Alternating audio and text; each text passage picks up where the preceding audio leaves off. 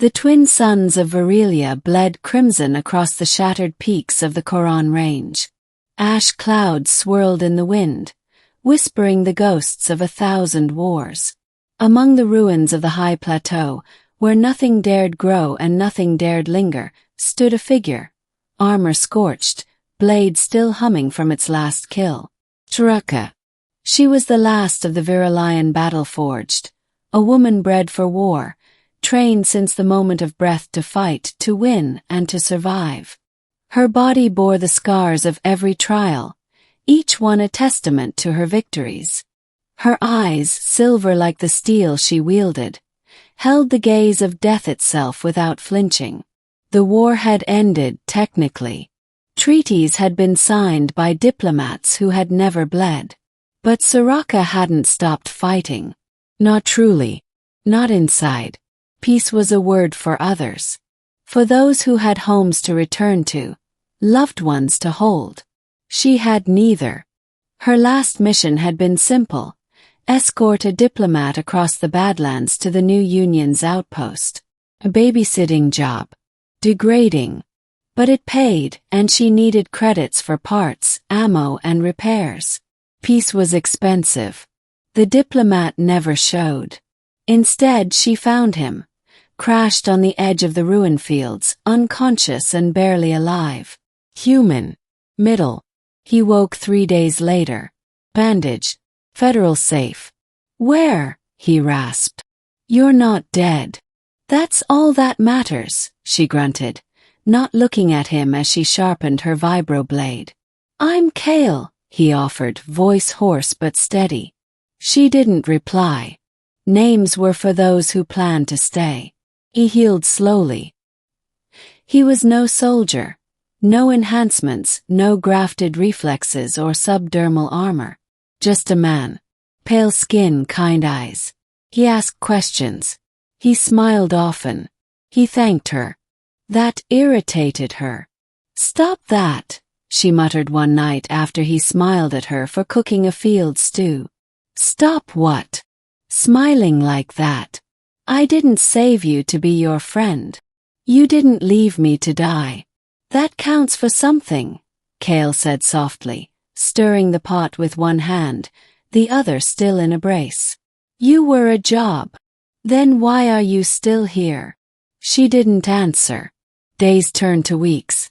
The two made their way across the wilderness, avoiding the scavenger bands and the Skarn raiders still clinging to violence.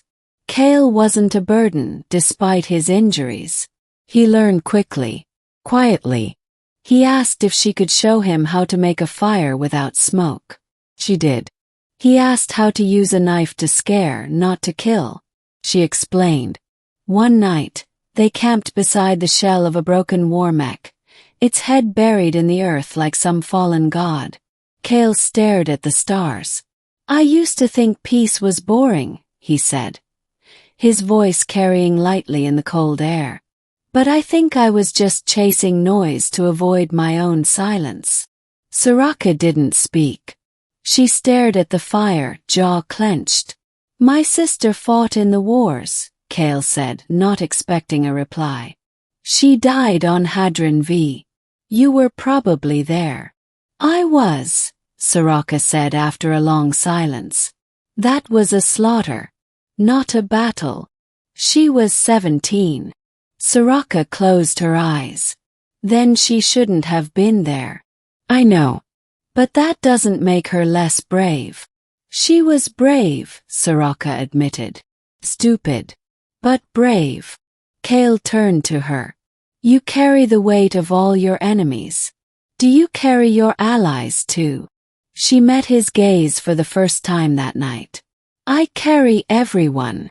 Their connection grows. The terrain grew harsher as they neared the outer sectors.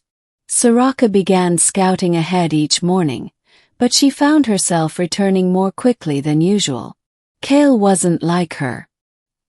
He didn't know how to kill in 30 different ways, but he made her laugh once, just once, and that disturbed her more than any ambush. He didn't belong in a place like this. You'll be rid of me soon, he joked one morning as they packed up camp. Think you'll miss the company? No, she said instantly. Then softer, maybe. She hated herself for that. He was changing her. Or maybe revealing something she had buried deep. Her unit used to laugh. They used to eat together. Tell stories.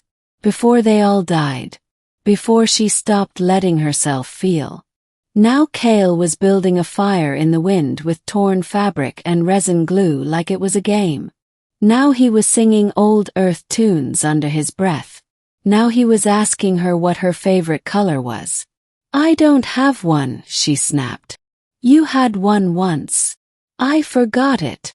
Then pick a new one. She stared at the firelight. Blue. Like coolant fluid. He grinned.